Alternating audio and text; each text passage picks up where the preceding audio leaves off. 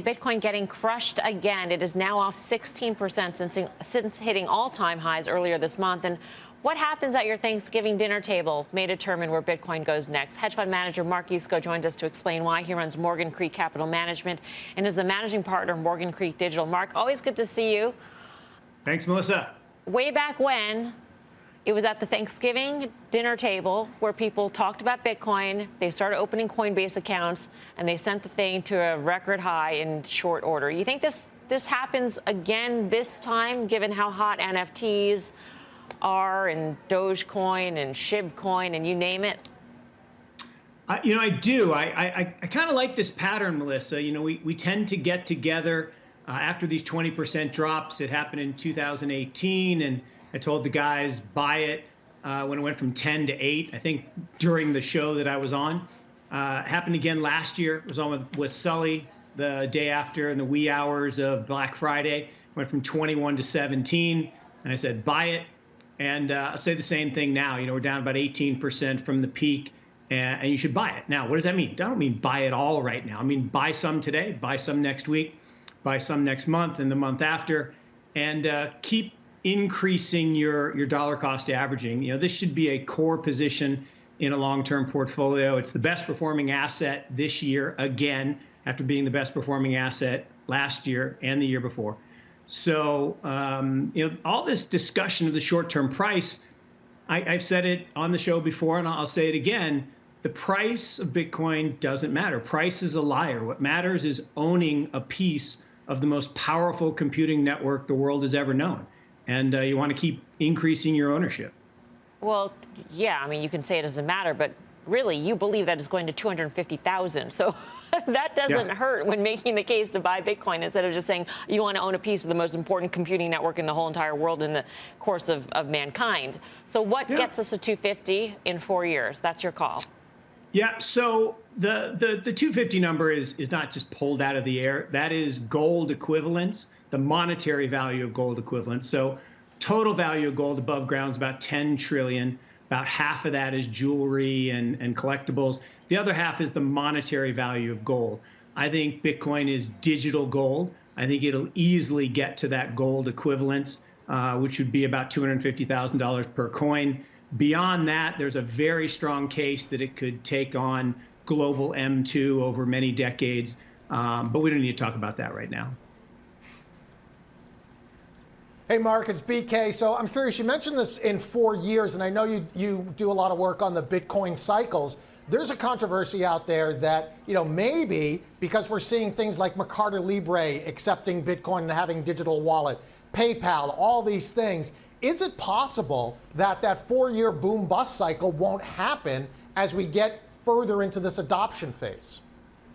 Yeah, great point, BK. And look, the 4-year halving cycle is the primary methodology for moving the price up. You think about it, as the block rewards get cut in half, the miners' costs don't change, so the price has to naturally accrete higher to keep them profitable to secure the network. It's a genius part of the design all the way back to Satoshi Nakamoto themselves. And that 4-year cycle is real. What tends to happen in that 4-year cycle, and we're about 60% of the way through this current cycle, is the speculators come in when that price movement starts to happen. And so we saw that, and the speculative price moved up into the high 60s, made new all-time highs. There are some even calling for 100 or even higher this year. I think that's certainly possible. I think, unfortunately, in this cycle, it got truncated a little bit. But your point, I think, is on the downside. Historically, after these up cycles, we saw 84% drawdowns in 2018 and 2015.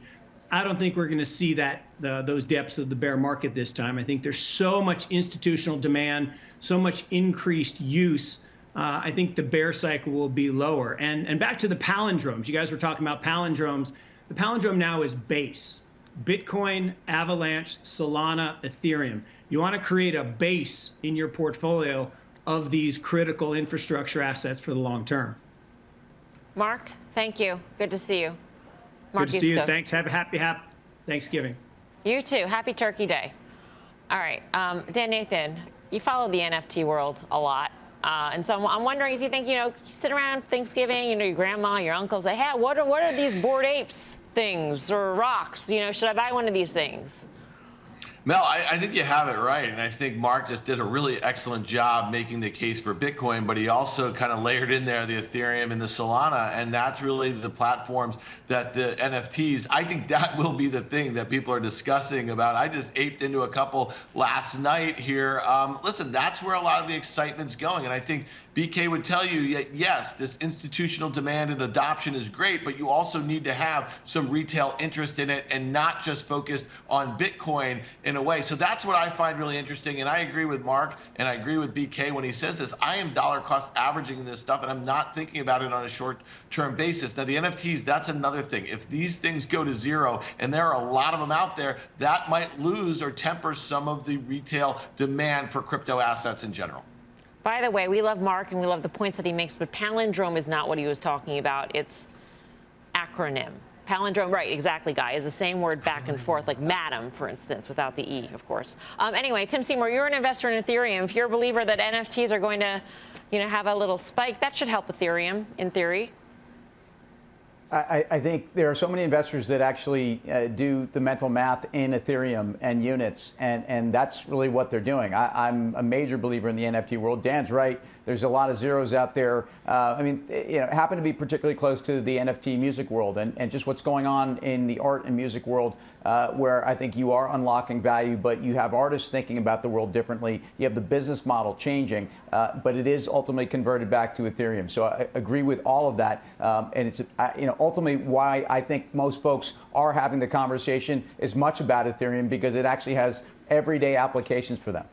Before we go, Bitcoin baller, what do you think? Where are we?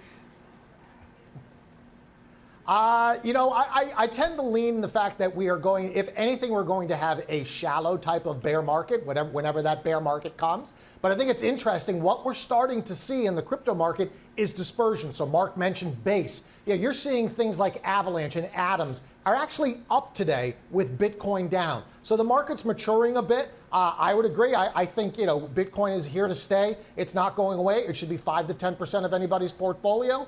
And so if you're not there, get off your seat and buy some.